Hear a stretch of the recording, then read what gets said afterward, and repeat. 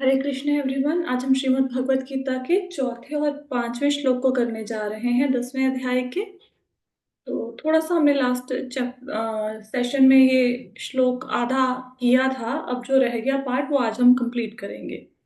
तो श्लोक है हमारा, बुद्धिर्ज्ञान सम्मोहः क्षमा सत्यम दमः शमः सुख दुःखं भवो भावो भयं च भयमेव च अहिंसा समता तुष्टिस्तपोदानं यशो यशः भवन्ति भावा भूतानां मत्तेव पृथग्विदः।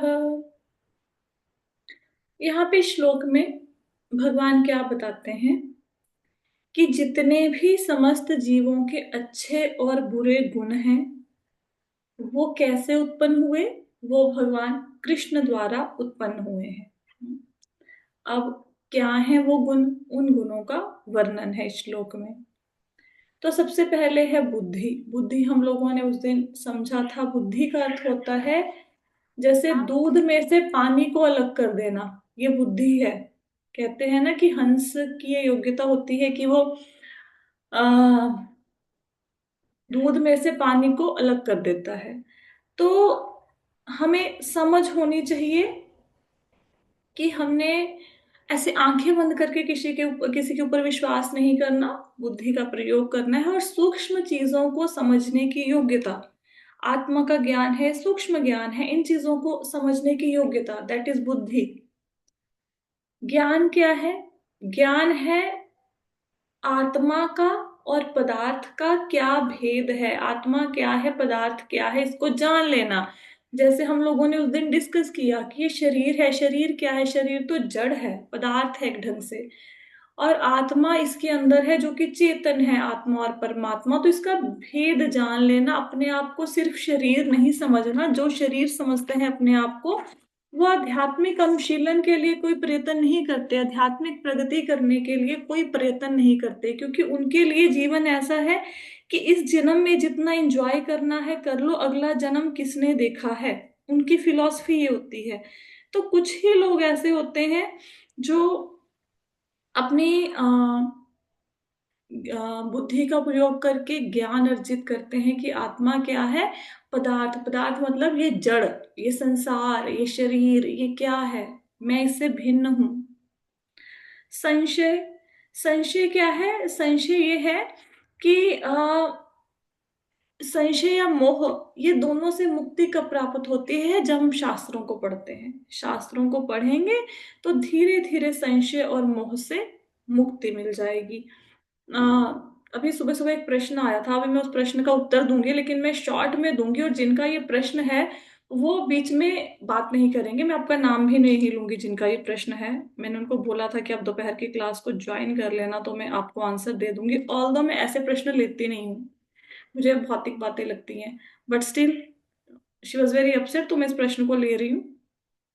उनका प्रश्न है कि उनके इन लॉज उनको सपोर्ट नहीं करते हैं, राइट? तो जैसे कोई बच्चे को चोट लग गई है, तो मतलब हस्बैंड अब्रॉड में है और जो फादर इन लॉ हैं, जैसे बच्चे को चोट लगी, खून निकल रहा है, तो ही विल नॉट सपोर्ट, है ना? तो इसमें फिर अगर अपना मन हल्का करने के लिए वो बात किसी और को बताते हैं ये वाली, तो क्या ये चुगली है? फिर ऐसे कैसे बचा जाए, फिर मन को कैसे हल्का किया जाए? देखो, सबसे पहली बात तो ऐसा है कि किसी को, ये मोह है, ये संशय और मोह यही है, यही जो हम पढ़ रहे हैं, यही असम मोह है। ठीक है? इसका अर्थ क्या है? आप इसलिए परेशान हैं क्योंकि आपकी किसी से एक्सपेक्टेशन है, ये एक्सपेक्टेशन आपको परेशान कर रही है। जिस दिन आप अपनी एक्सपेक्टेशन खत्म कर देंगे, उस दिन आप जीवन में सुखी हो जाएंगे। हम्म? और ये एक्सपेक्टेशन रखना, मैं ये नहीं कहूंगी कि गलत है, गलत नहीं है, लेकिन उसके पूरा ना होने पे दुख किसको होता है? वो हमें ही होता है। तो आज आपके फादर इन लॉ हैं, उन्होंने सपोर्ट नहीं किया, तो आपको लगा कि नहीं ये गलत है, या कई बार लोग ऐसा भी पूछते हैं कि शास्त्र ये कहते हैं कि ये करना सही है जो वो कर रहे हैं मेरे साथ, मेरे इन लॉज मेरे साथ कर रहे हैं, क्या ये सही है कि शास्त्र इसकी प्रेरणा देते हैं? तो सबसे पहले तो ऐसी बात तो मैं शास्त्रों का रेफरेंस ही मत दो। क्यों रेफरेंस मत दो? क्योंकि वो हो सकता है हमारे साथ 10 चीजें गलत कर रहे हों, हम उनके साथ 50 चीजें गलत कर रहे हों, लेकिन हमें अपनी गलतियों का पता नहीं चलता।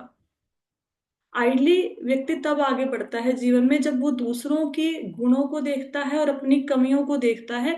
प्रॉब्लम यह है, हर कोई मनुष्य दूसरों की कमियों को देखे जा रहा है और अपने गुणों को देखे जा रहा है, इसलिए हमारी प्रोग्रेस नहीं हो पा रही। अगर शास्त्रों की बात करें तो शास्त्रों में तो बहुत सारी बातें लिखी हैं, फिर वो हमें भी माननी चाहिए अगर हम चाहते हैं कि हमारे जो सगे संबंधी हैं, ससुराल वाले हैं, वो शास्त्रों के अनुसार हमारा हमें अच्छे से रिस्पेक्ट दें, हमारी कदर करें, हमारी केयर करें।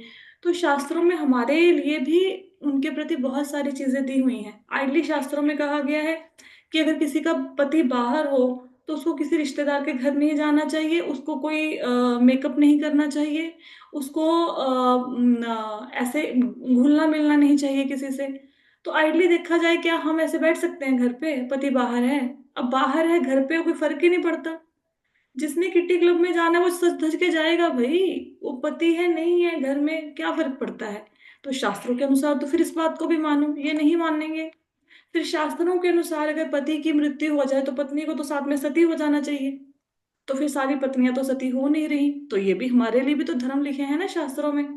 अब शास्त्रों के अनुसार तो पहले पति को भोजन कराओ, ससुर को भोजन कराओ, फिर बाद में सारे घर वालों को भोजन करा के लास्ट में जो बच गया वो हम खाएं। हम तो वो भी नहीं कर रहे। तो शास्त्र सिर्फ उनके लिए नहीं है, हम शास्त्रों को इसलिए रेफर नहीं कर सकते ऐसी बातों में कि शास्त्रों में से 4 चीजों को उठाया और हमने बोला कि देखो ये मेरे लिए ये गलत कर रहे हैं। शास्त्र में ये लिखा है कि स्त्रियों की लक्ष्मी के समान पूजा करो, देवियों, जहाँ पे स्त्रियों का सम्मान नहीं होता वहां देवता निवास नहीं करते। पर पहले हम भी तो देवियों जैसे गुण ले आए ना, हम में भी वो गुण नहीं है। राइट। और दूसरी बात ये है, ये जो रोज रोज के क्लेश हैं, झगड़े हैं ना, ये ये हर एक की लाइफ का पार्ट है। हर एक की लाइफ का, ये आपके साथ नहीं हो रहा। आपको ये लगता है कि माता जी ये जो बैठ के ज्ञान दे रहे हैं, प्रवचन दे रहे हैं, उनकी लाइफ में तो बड़ा सुख चल रहा होगा, शांति चल रही होगी। ऐसा नहीं कि हमारी लाइफ में ऐसी सिचुएशंस नहीं आती, रोज आती हैं। प्रॉब्लम क्या है? प्रॉब्लम ये आती है कि आप लोग शायद दूसरों को सुधारने की कोशिश करते हैं या दूसरों को अपनी बात को सही करने की कोशिश करते हैं। मैं सिर्फ इतना करती हूँ कि मैं दूसरे को गलत साबित करने की कोशिश ही नहीं करती। मतलब ऐसा नहीं कि अगर मेरे हस्बैंड की किसी बात पे झगड़ा हो गया तो पूरा प्रूफ जुटा दूं कि नहीं तुम गलत हो मैं सही हूं, नहीं। बस शांत हो जाओ थोड़ा सा, वो झगड़ा वहीं पे खत्म हो जाएगा। उस चीज को ज्यादा बढ़ाओ मत। अगर नहीं कर रहे आपका आपके ससुराल वाले तो it's okay, let it be. क्या फर्क पड़ता है, आप थोड़ा सा और इंडिपेंडेंट हो जाओगे, है ना? तो ऐसे बहुत ज्यादा मन पे इन बातों को लेते नहीं। जहां तक बात है कि किसी से बात कर ली तो मन हल्का हो गया, क्या ये गलत है?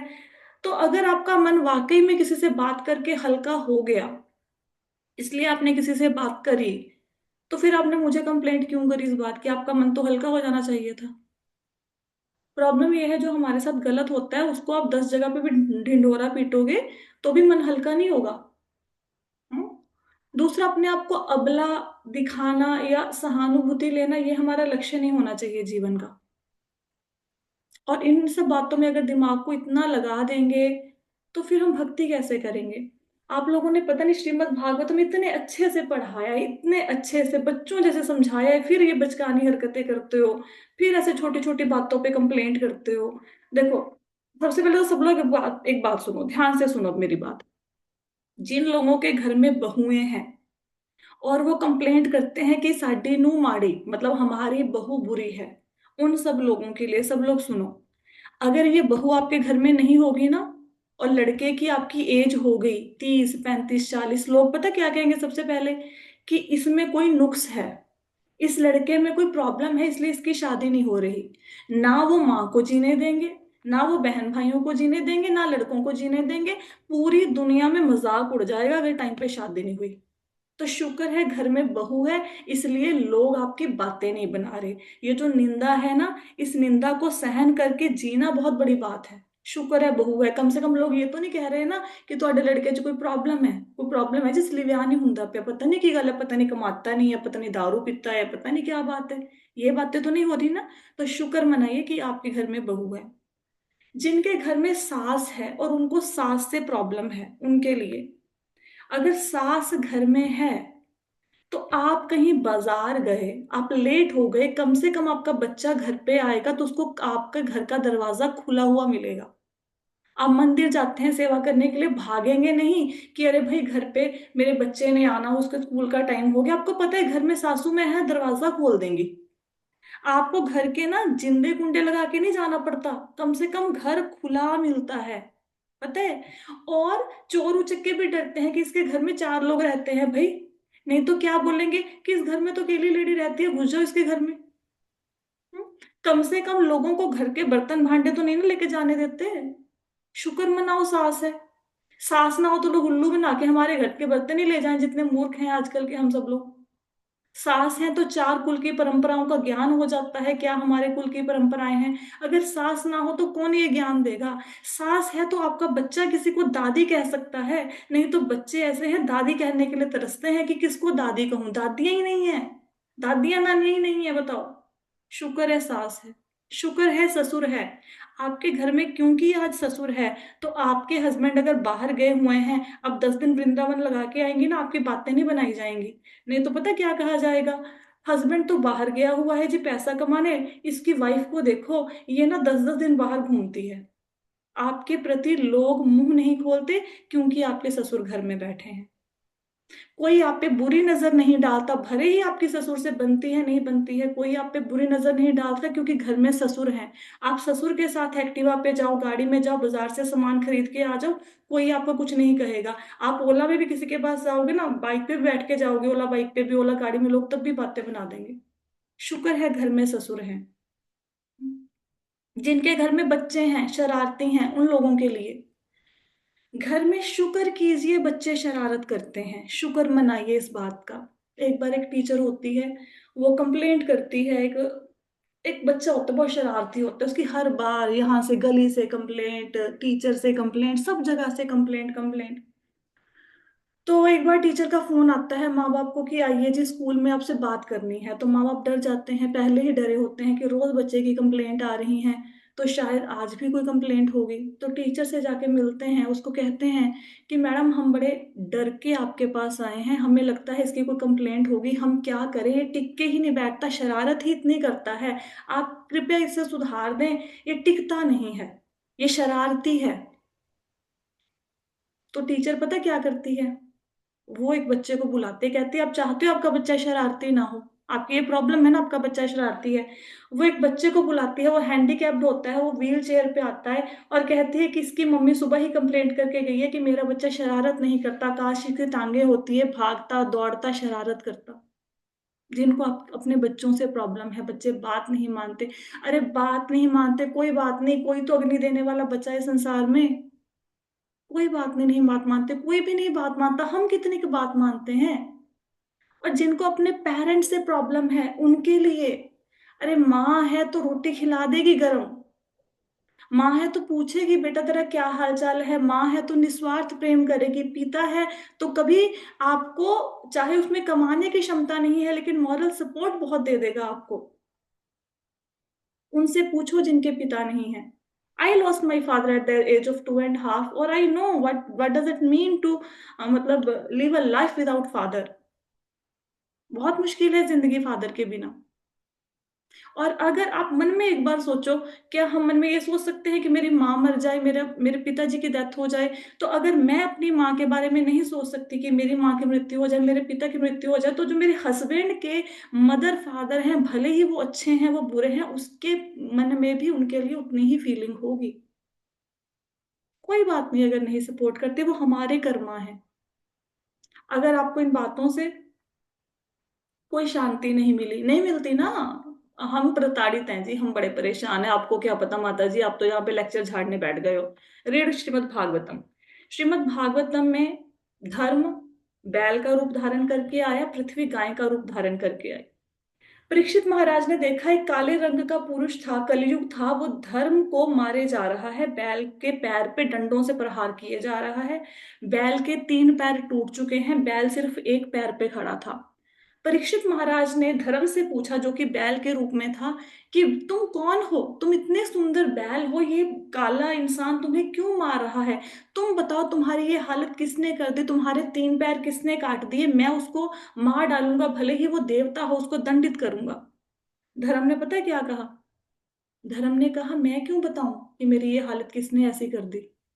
कुछ लोग कहते हैं कर्म दोषी हैं दुख सुख के लिए, कुछ कहते हैं प्रकृति देती है ये, कुछ कहते हैं कि नहीं, ये तो संयोग होता है। अलग अलग लोगों का अलग अलग मत है कि सुख दुख जिंदगी में क्यों आते हैं। मैं नहीं बताऊंगा मुझे दुख किसने दिया, आप निर्णय कीजिए कि मुझे किसने दुख दिया। धर्म ने क्यों नहीं बोला, बैल ने क्यों नहीं बोला कि परीक्षित महाराज ने मुझे दुख दिया? परीक्षित महाराज कहते हैं, अरे मैं पहचान गया, तुम तो धर्म हो, क्योंकि जो धर्म को जानता है वही ये बात कहता है। अगर मेरी सास ने मुझे गालियां दी और ये बात मैं अपने पति को बताती हूँ, तो जो गालियों का वो पाप है मेरी सास को नहीं लगेगा, वो मुझे लगेगा, एज पर धर्म। जो चोर, सॉरी, जो किसी की कंप्लेंट करता है, उसको भी वही सजा मिलती है जितनी कि जिसने पाप किया है उसको। और ये लेक्चर मैंने पूरा 1-2 दिन लगाए थे इस लेक्चर को समझाने के लिए। और इस लेक्चर को सुनने के बाद कितनी ही मेरी ऐसी फ्रेंड्स हैं, कितने नोन में है, जितने लोगों ने जो रात को आके पतियों के कान में डालती थी ना, आज ये कर दिया, तेरी माँ ने ये कर दिया, पिता ने ये कर दिया, या सास तेरी बहू ने ऐसा कर दिया, फलाना ढींगड़ा, सबने बोलना बंद कर दिया। अगर आपके ससुर ने आपको सपोर्ट नहीं किया और ये बात आप अपने अपनी फ्रेंड को बताई, अपने हस्बैंड को बताई, फिर मुझे बताई, तो इस सब का पाप आपके ससुर का तो पाप टल कट गया, वो आपके सिर पे चढ़ गया। अब भुगतो। Please don't do this, please don't do this. आप अगर अपनी मुसीबतों को अकेले हैंडल कर रहे हैं, it means you are becoming more strong. खुश हो जाइए। अगर चलो हस्बैंड होते भी, ससुर भी चले जाते, क्या करते? एक हॉस्पिटल में उठा के बच्चे को लेके जाते, उनको भी पता पुता कुछ नहीं था, वहां से जाके पूछते कौन सा इमरजेंसी वार्ड है, उसको एडमिट कराते, टांके लगवा देते। हमने भी वही किया। तो नेक्स्ट टाइम अगर हमारे ऊपर कोई मुसीबत आएगी, हम इस घटना से इतने स्ट्रांग बन गए कि हमें हॉस्पिटल भी पता है कहाँ है, हमें जाने का साधन भी पता है, हमें वहां पे इमरजेंसी वार्ड भी पता है, हमें डॉक्टर भी पहचानने लग गए हैं। कितने स्ट्रांग हो गए हो आप। कल आपके सामने किसी और बच्चे को चोट लगेगी, तो आप उसके जीवन की रक्षा कर पाएंगे। भगवान ने आपको इंडिपेंडेंट बनाया। दूसरी बात, जिस समय ये चोट लगी आपकी माता ने आपको सपोर्ट किया, तो आप कृष्ण भक्ति करते हैं तो कोई ना कोई तो मिला ना आपको सपोर्ट करने के लिए, है ना? ऐसा तो नहीं आपके अकेले थे। या फिर इसका बेस्ट सोल्यूशन ये है, go to your father in law and say कि पापा आपने ऐसा क्यों किया, आप क्यों नहीं गए? क्या आपकी बेटी होती मेरी जगह पे, आप ऐसा ही करते? मेरी रिक्वेस्ट है आपसे कि आप मुझे सपोर्ट करो, मैं आपके बिना कुछ भी नहीं हूं, मुझे आपकी सपोर्ट चाहिए। एक बार बात तो करके देखो। ईगो तो आसमान जितना कर रखा है। और फिर वो फ्रेंड क्या करेगी जिसको जाके सारी चुगली करी होगी, या मैं क्या करूंगी इस बात में? आइडली मैं ऐसे प्रश्नों को लेती नहीं हूँ, लेकिन ये जो घर के सास बहू के झगड़े हैं, मुझे मतलब गुस्सा बढ़ाते हैं इन चीजों पे। इसलिए मैंने आपके थ्रू जिन लोगों के घर में भी ऐसी बातें चल रही हैं, उनको एक संदेश दिया है। हमारे घर वाले हमारी सपोर्ट होते हैं। चाहे घर में कोई बूढ़ा बैठा है 80 साल का, वो बोझ नहीं है। चाहे हमारे घर में कोई बच्चा बैठा है, वो बोझ नहीं है। हमारी बहुएं हमारे ऊपर बोझ नहीं है, हमारी सास बोझ नहीं है। बहू है तो घर की शान है। आपके बेटे की जोड़ी सजती है जब दोनों इकट्ठे जाते हैं बच्चों के साथ, नहीं तो अकेला बेटा घूमेगा, किससे बात करेगा? कितनी देर तक जिंदा रहेंगे आप? 70 साल, 80 साल? पूरी जिंदगी जिंदा रहेंगे? जब तक बेटा रहेगा कोई तो मिला उसको बात करने वाला। सास कितनी देर बेचारी जिंदा रह लेगी? आज नहीं तो कल प्राण त्याग देगी। जब हम अपनी माँ का मरना बर्दाश्त नहीं कर सकते, वो तो हमारे पति की माँ है, उसको भी तो प्रेम होगा। सहन कर लीजिए, कुछ नहीं होता। मतलब मैं अप्रोक्सीमेटली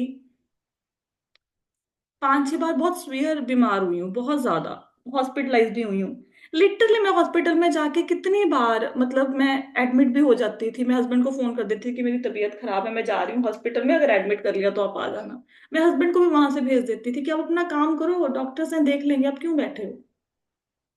और कई बार तो मैं सीरियस में वहां से डिस्चार्ज होकर घर भी अपने आप आ गई कि प्लीज आप अपना काम करो। अपने आप को थोड़ा इंडिपेंडेंट बनाओ। ये अबला नारी वाला क्यों रूप धारण कर रखा है आपने?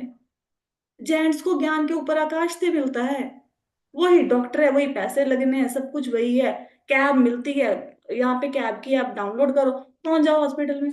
बस इंडिपेंडेंट बनो, क्रिप मत करो। ठीक है। चलो एनीवेज, आई होप सो कि देखो, पहली बात तो ना, मेरे को ऐसे कभी ना क्वेश्चन पूछा मत करो। दूसरी बात, अगर ऐसा क्वेश्चन किसी ने पूछ लिया मेरे को मैसेज करके, तो फिर डांट खाने के लिए तैयार हो जाओ। क्योंकि ना मैं खुद रोती हूँ, ना मैं चाहती हूँ मेरे साथ जुड़े हुए लोग रोएं। मत रोइए। भगवान की भक्ति करनी है, समय बहुत कम बचा है, टाइम नहीं बचा। जिंदगी आपकी 80% निकल चुकी है। हार्डली 20% जिंदगी बची है, उसमें भी अगर सास बहू के क्लेशों में फंस गए ना, फिर नहीं उद्धार होगा। राइट। ओके। तो किसी को इस पे कोई डाउट है? अपनी अपनी ओपिनियन आप मेरे साथ डिसएग्री कर सकते हो, ये मेरा मानना है। ठीक है। आगे चलते हैं। Anybody wants to say something? Um, ठीक है। राधे कृष्ण माता जी। राधे कृष्ण। हाँ जी माता जी, मेरे बेटे ने पूछा जी, जो कर्ण है वो अमर है जी? नहीं, अमर जैसे नहीं है, कर्ण यशोदामा, कर्ण अमर जैसे नहीं है। यशोदामा नहीं है जी। नहीं नहीं, जी कर्ण जी अमर नहीं है। कर्ण अश्वत्थामा अमर तो कोई भी नहीं है, इन द फैक्ट कि ये लोग अभी भी हैं। जैसे सूर्य पर वंश, चंद्र वंश का एक एक पर्सन अभी भी जिंदा है। वो कपाल नाम के गांव में रह रहे हैं हिमालय में, लेकिन वो हमारे इंडिया में जो आपको हिमालय दिखता है, ये वाला हिमालय नहीं है। वहां पे आप जा नहीं सकते हो। तो अभी भी वो जीवित हैं, जैसे भी विभीषण जी जीवित हैं। है ना? तो इन लोगों के अभी हनुमान जी भी तो है ना। तो ये लोगों की मृत्यु हाँ नहीं जी, हुई है, जीवित हैं, बट हाँ हमें दिखेंगे नहीं। राइट। तो जो कल की अवतार होगा जी, तो वो आ, जो कर्ण है वो आएंगे उस टाइम? ये आप कल की मूवी देख के आए हो? देखो। नहीं, मूवी नहीं ये जो देखी, एक्चुअली जो करण पर करण मैं है, पूछा गया। देखो, मेरे मैं बताती हूँ होता पता है क्या है। जैसे अभी राम अवतार आया, अब मैं पूछूं राम अवतार में अर्जुन आएंगे? नहीं। राम अवतार में कौन आएंगे? राम अवतार में लक्ष्मण आएंगे, हनुमान जी आएंगे, सीता माता आएंगे। तो राम अवतार में उनके जो एसोसिएट हैं, जो उस लीला को संपूर्ण करने के लिए उनकी हेल्प करते हैं, वो आएंगे। ठीक है। अब कृष्ण अवतार में हम पूछें कि माता कौशल्या आएंगी? माता कौशल्या नहीं आएंगी, माता यशोदा आएंगी।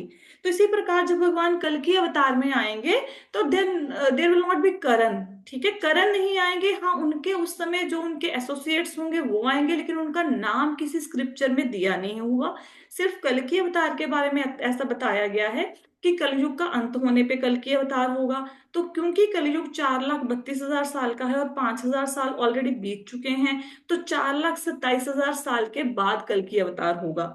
और उनका जन्म होगा विष्णु यशा ब्राह्मण के घर में। ठीक है।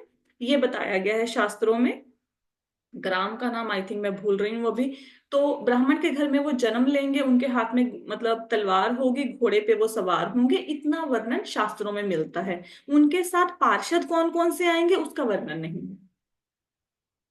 पार्षद मतलब जी एसोसिएट। माता जी। राइट। कोई और प्रश्न जी है? संबल ग्राम में, संबल ग्राम में। संबल ग्राम में, राइट, संबल ग्राम में। ठीक है। चलो जी, आगे भगवत गीता की क्लास शुरू करते हैं। मोह से मुक्ति पता लग गया। मैंने मोह से मुक्ति के बहुत सारे तरीके अभी अभी बैठ के आपको बता दिए। अब मुक्त होना हो जाओ, नहीं होना तो फिर रोते रहो, कोई हल नहीं है। मतलब कोई नहीं दुनिया में आपके कहने पे चेंज होगा। खुद को चेंज कर लो। थोड़ा बोल्ड बन जाओ, बस यही कहना चाहती हूँ। क्षमा भाव, क्षमा क्षमा भाव का क्या अर्थ होता है? क्षमा भाव का अर्थ होता है कि किसी से कोई गलती हो गई तो उसको माफ कर दो। जैसे हम खुद को माफ कर देते हैं, ऐसे दूसरों को भी माफ कर दो। सत्यता, सत्यता क्या क्या अर्थ है? सत्यता का अर्थ है कि तथ्यों को एज इट इज प्रस्तुत करना, तथ्यों में कोई गड़बड़ी नहीं करना। ठीक है। जो सच है वो बोलना, जो लोगों के लिए हितकर है वो बोलना, भले ही किसी को बुरा लगे। हम्म। अभी अभी जो मैंने आपको इतना कुछ समझाया, हालांकि मैं माता जी से ये भी कह सकती थी, जिनका प्रश्न है कि नहीं उनको ऐसा करना चाहिए था, उनको आपकी हेल्प करनी चाहिए थी, आपके इन लॉज हैं, आपके साथ बहुत बुरा हुआ, आप बड़ी मुसीबत में हैं। लेकिन मैं क्यों कहूं ऐसा? वाई शुड आई से सो? मैं तो एज पर शास्त्र ही उत्तर दूंगी ना। कि शास्त्र कहते हैं कि अगर आपने कंप्लेंट करी तो उस पाप का दोष आपको लगेगा। शास्त्रों के अकॉर्डिंग चलो, चाहे वो फिर किसको अच्छा लगे बुरा लगे, कोई फर्क नहीं पड़ता। इंद्रिय निग्रह, इंद्रिय निग्रह का क्या अर्थ होता है? इंद्रिय निग्रह का अर्थ होता है इंद्रियों पे कंट्रोल। तो इंद्रियों पे कंट्रोल कैसे करेंगे? इंद्रियों पे कंट्रोल करने के लिए ऐसा नहीं आंख बंद कर लो, कान बंद कर लो। इंद्रियों से उतना ही ग्रहण करो जितना जरूरी है, आंख से उतना काम लो जितना जरूरी है, इंद्रियों को विषयों में मत लगाओ। ये नहीं कोई सुंदर लड़की जा रही है हम उसकी तरफ देखना शुरू कर दें, लेकिन रोटी बनानी है तो रोटी तो देखनी पड़ेगी ना। जितना जरूरी है उतना काम लो इंद्रियों से, भोगों में मत लगाओ। मन निग्रह का अर्थ होता है मन पे कंट्रोल करना। अब इंद्रियों पे तो कंट्रोल कर लिया, लेकिन मन में बुरे विचार आ रहे हैं, तो मन को भी कंट्रोल करके भक्ति में लगाना है। सुख तथा दुख। अब सुख क्या होता है? सुख का मतलब है मेरी मर्जी के अकॉर्डिंग जो मुझे मिल गया वो सुख है। अगर मर्जी के अकॉर्डिंग नहीं मिला तो मुझे दुख हुआ। हम्म तो एक्चुअल में सुख दुख का भाव ऐसे नहीं लेना चाहिए। सुख का अर्थ ये होना चाहिए कि जो भगवान की भक्ति से रिलेटेड है, जो कृष्ण को की इंद्रियों को संतुष्ट करता है, जिससे भगवान को प्रसन्नता मिलती है, वही सुख है। और जिससे हम भक्ति से दूर जाते हैं वही दुख है। ठीक है। जन्म मृत्यु, जन्म मृत्यु आप सब लोग जानते हो, जन्म मृत्यु को समझाने की जरूरत नहीं है। जन्म मृत्यु के चक्कर में हम सब लोग फंसे हुए हैं। जन्म मृत्यु का जो है ये है ना, यहाँ पे शब्द आया है भव अभव। भव का अर्थ है जन्म, अभव का मतलब ये ना भाव भावो, ये है। भव का अर्थ है जन्म और अभव का मतलब है मृत्यु। ठीक है। अहिंसा, अहिंसा का मतलब किसी को मारना नहीं है, इसको अहिंसा नहीं कहा गया। अहिंसा का मतलब है कि अगर हमें इतना अच्छा शरीर मिला है भगवान मनुष्य का, और इसमें हमने भक्ति नहीं करी, तो हम खुद का चाकू लेके खुद को काट रहे हैं, ऐसा समझ लो।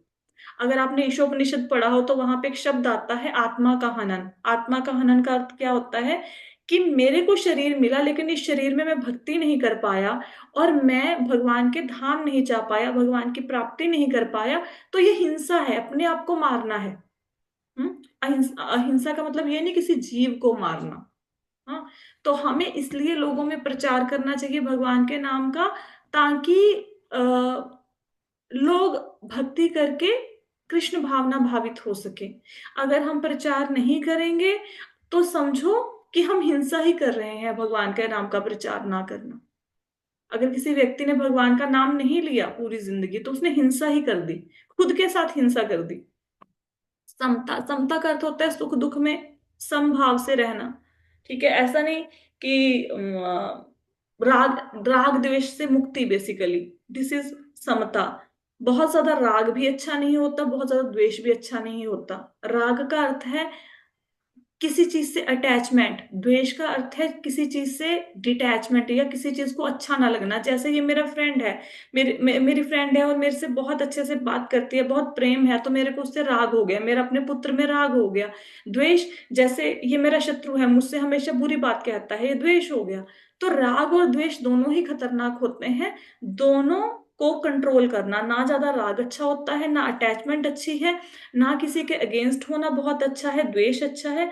तो दोनों को मतलब बैलेंस करके चलना है, अधिक राग नहीं, अधिक द्वेष नहीं, बस इतना समझना है जो भगवान की भक्ति में हमें आगे बढ़ाएगा उन चीजों को एक्सेप्ट कर लो, उनसे राग बनाओ। जो भगवान की भक्ति से दूर करेगा उनसे द्वेष होना चाहिए, उन चीजों को अस्वीकार कर दो। तुष्टि, तुष्टि का अर्थ है संतुष्टि होना, जो है जितना है उसमें संतुष्ट रहो। अधिक धन इकट्ठा करने के पीछे भागेंगे, समय नहीं मिलेगा, समय नहीं मिलेगा, भक्ति नहीं कर पाओगे। तो जो जितना है उसमें तुष्ट रहना। तप, तप का अर्थ होता है विधि विधानों का पालन करना, अपनी इच्छा से अपने शरीर को कष्ट देना। जैसे सुबह उठना 4 बजे बहुत कष्टदायक है, बहुत कष्टदायक है। सुबह स्नान करना उठने के बाद बहुत ऐसा लगता है कि उसके बाद नींद आ रही है, जप करना शायद उससे भी ज्यादा कष्टदायक लगता होगा कि नहीं अब तो सो ही जाते इससे थोड़ी सी देर। एकादशी का व्रत रखना है, कोई और व्रत रखना है, हो सकता है आप इसमें कंफर्टेबल फील ना करते हो, लेकिन फिर भी करो। तपस्या का अर्थ है जो हमारे शरीर को अच्छा नहीं लग रहा, फिर भी स्वेच्छा से उसको स्वीकार करना है। लेकिन ऐसा नहीं कि मैं डाइटिंग कर रही हूं ताकि मेरा वेट लूज हो जाए, ये तप नहीं है। भौतिक इच्छाओं के लिए वस्तुओं का त्याग करना तप नहीं है। जो वेदों में लिखा है उसके अनुसार चीजों का त्याग करना। ब्रह्म मुहूर्त में उठो, भले ही शरीर को अच्छा लग रहा है चाहे नहीं लग रहा है, तो ये तपस्या हो गई। दान, दान का अर्थ क्या होता है? दान का अर्थ होता है आइडली तो सुबह भी इस बात पे चर्चा हुई थी कि अपनी आय का 50% डोनेट कर देना चाहिए, लेकिन 50% तो आजकल महंगाई का जमाना है, नहीं कर पाएंगे। कुछ भाग अपनी इनकम का, जितना आपको लगता है मेरे खर्चे निकालने के बाद इतना पैसा बचा, उसमें से कुछ भाग डोनेट कर दें। ठीक है, डेली बेस पे 15 दिनों के बाद, हफ्ते के बाद एक गुल्लक लगा ले, उसमें थोड़ा थोड़ा धन जितना भी आपकी समर्थ है उसके अनुसार डालना शुरू करें। ठीक है, वैष्णवों ब्राह्मणों की सेवा में लगाएं, मंदिर में डोनेट करें। हाँ, तो ये है दान। दान का अर्थ है मेरे को कोई चीज बहुत प्यारी है लेकिन मैं उस चीज को ग्रहण नहीं कर रहा हूँ, उसको मैं वैष्णवों की सेवा में लगा रहा हूँ। अपनी इच्छाओं को मार के उससे जो धन बचाया, उससे जो आपने किसी और को दिया, किसी योग्य व्यक्ति को दिया, योग्य व्यक्ति को दिया दान नहीं माना जाता। तो योग्य व्यक्ति को देना, अपनी जरूरतों को रोक कर, दैट इज तप, सॉरी, दान। ठीक है। यश और अपयश। यश क्या होता है? यश होता है जो कृष्ण भावना भावित व्यक्ति है, जो कृष्णा कॉन्शियसनेस में है, उसी का यश है, बाकी सबका यश नहीं है। जैसे अभी जो ध्रुव महाराज हैं, ध्रुव महाराज कौन से मनवंतर में आए थे? पहले मनवंतर में आए थे ध्रुव महाराज। कब आए थे, किसी को याद है? ध्रुव महाराज आज से कितने लाखों करोड़ों साल पहले आए, है ना? फिर भी हमें ध्रुव महाराज याद हैं। ध्रुव महाराज पहले मनवंतर में आए थे। अब ये मत पूछना माता जी मनवंतर क्या होता है, बहुत अच्छे से समझाया हुआ है। अगर नहीं समझ में आया तो कल समझा दूंगी, अभी तो समय होने वाला है। ध्रुव महाराज पहले मनवंतर में आए, प्रहलाद महाराज 6वें मनवंतर में आए। ठीक है, तो इतनी इतने समय पहले, करोड़ों साल पहले, करोड़ों अरबों साल पहले जो आए, वो आज भी हमें याद है, क्योंकि उन्होंने भगवान की भक्ति करी। यही असली यश है। ऐसा यश नहीं कि 4 लोग आज जानते हैं, आपको वाहवाही करते हैं, 4 बंदों के बीच में आपकी कोई तारीफ होती है, कल को सब भूल जाएंगे आपको। ये यश नहीं है। यश है भगवान की भक्ति के द्वारा नाम कमाना। अपयश क्या है? अपयश इससे उल्टो हो गया। ठीक है, जो जिसके पास ऐसे भगवान की भक्ति का यश ना हो वो अपयश है। जैसे कोई व्यक्ति बहुत अधिक सुंदर हो, उसका पूरे संसार में नाम हो, कितनी सुंदर स्त्री है, कितना सुंदर पुरुष है, लेकिन क्या होगा? बूढ़े हो जाएंगे, मृत्यु हो जाएगी, सारा रंग रूप खत्म हो जाएगा। वो क्या यश है? यश तो भगवान की भक्ति से होता है, वही यश है। मीराबाई को कोई भूला? प्रहलाद महाराज को कोई भूला? कोई नहीं भूला। हाँ, और अजामिल जिसने अंतिम समय में भगवान का नाम लेके भगवान को पाया, है ना, भक्ति करी उसके बाद, हम किनको भूल रहे हैं? हम किसी को भी नहीं भूले। क्यों? क्योंकि वो भगवान की भक्ति से संबंधित थे, उन्होंने भगवान की भक्ति की। बाकी सारी बातों से अगर यश मिल रहा है वो सब बेकार है। किसी को अच्छी बॉडी है इसलिए यश मिल रहा है, किसी के पास पैसा है, किसी के पास नाम है, वो कोई यश नहीं है। यश मतलब भक्ति के द्वारा अर्जित यश। तो कहते हैं कि भगवान के जितने ये गुण हैं ये मेरे द्वारा ही उत्पन्न किए गए हैं। अगर आपको ये गुण अपने अंदर चाहिए कि मैं मोह से मुक्त हो जाऊं, बुद्धि हो, ज्ञान हो, क्षमा हो, तो कुछ नहीं करना, आप भगवान कृष्ण की भक्ति कीजिए। भगवान कृष्ण अपने आप इन सद्गुणों का विकास आपके अंदर कर देंगे। हम्म। कहते हैं जो भगवान की भक्ति करते हैं उनके शरीर में देवता निवास करते हैं, देवता अपने समस्त सद्गुण उस व्यक्ति में डाल देते हैं। तो अगर हमें ये गुण चाहिए, ये भगवान कृष्ण ही प्रदान करते हैं। आप भगवान कृष्ण की भक्ति कीजिए, ये सद्गुण अपने आप ही आपके अंदर आ जाएंगे। श्लोका क्लियर है सबको? कोई शब्द कुछ ना समझ आया हो? जी मतलब। ठीक है। नेक्स्ट 10.6 है, महर्षयः सप्त पूर्वे चत्वारो मनवस्तथा मद्भावा मानसा जाता येषां लोक इमः प्रजा। कहते हैं सप्त ऋषिगण और उनसे भी पूर्व 4 अन्य महर्षि एवं सारे मनु, मानव जाति के पूर्वज, सब मेरे मन से उत्पन्न हैं। विभिन्न लोकों में निवास करने वाले सारे जीव उनसे अवतरित होते हैं। यहाँ पे वर्णन किया गया है, भगवान ने बताया है कि ब्रह्मांड में ये सारे लोग जो आए, जो सारी प्रजा है, जो सारी जो जनसंख्या है, ये कैसे इसकी वृद्धि हुई?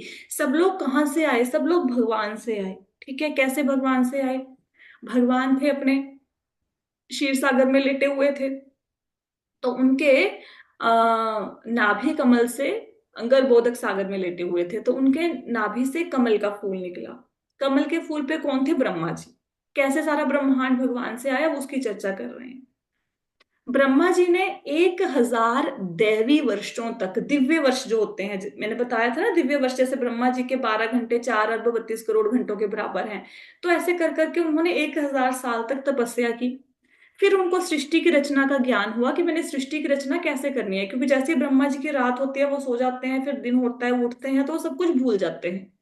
उनको नहीं याद रहता कि मैंने सृष्टि की रचना कैसे करनी है। फिर ब्रह्मा जी भगवान की तपस्या करते हैं, फिर भगवान उनको ज्ञान देते हैं कि कैसे सृष्टि की रचना करनी है। ब्रह्मा जी आ गए। अब ब्रह्मा जी जब आए दुनिया में तो भगवान सृष्टि की रचना की थी, सृष्टि की रचना करी, अब सब बना दिया, पहाड़, नदियां, नाले, ब्रह्मांड, अब लोग भी तो होने चाहिए। तो सबसे पहले ब्रह्मा जी से 4 कुमार आए, सनक, सनंदन, सनातन, सनत कुमार। इनको हम सनत कुमार कहते हैं।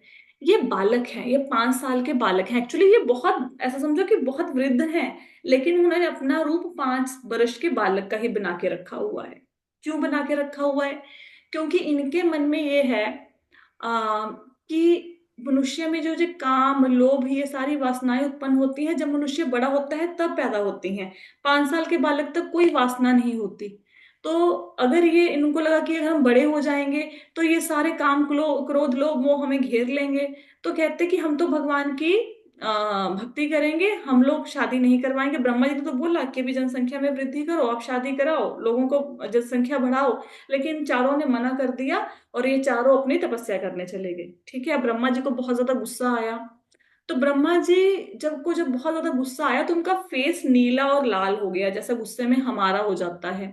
तो उनके गुस्से से उनकी भ्रकुटी तन गई, मतलब त्योड़ियां पड़ना बोलते हैं ना, ऐसे माथे में बल पड़ जाना। उससे रुद्र का जन्म हुआ, वहां से शिव प्रकट हुए।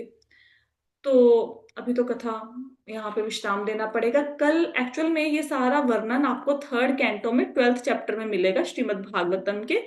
और अगर जिन्होंने श्रीमद् भागवतम नहीं पढ़ी है, अगर कल की क्लास आप अटेंड करोगे तो आपको पता लग जाएगी कि सृष्टि की रचना में कैसे कैसे सब लोगों की उत्पत्ति हुई। तो उसके लिए आप कल का सेशन अटेंड कर सकते हैं। ठीक है, किसी को कोई प्रश्न है?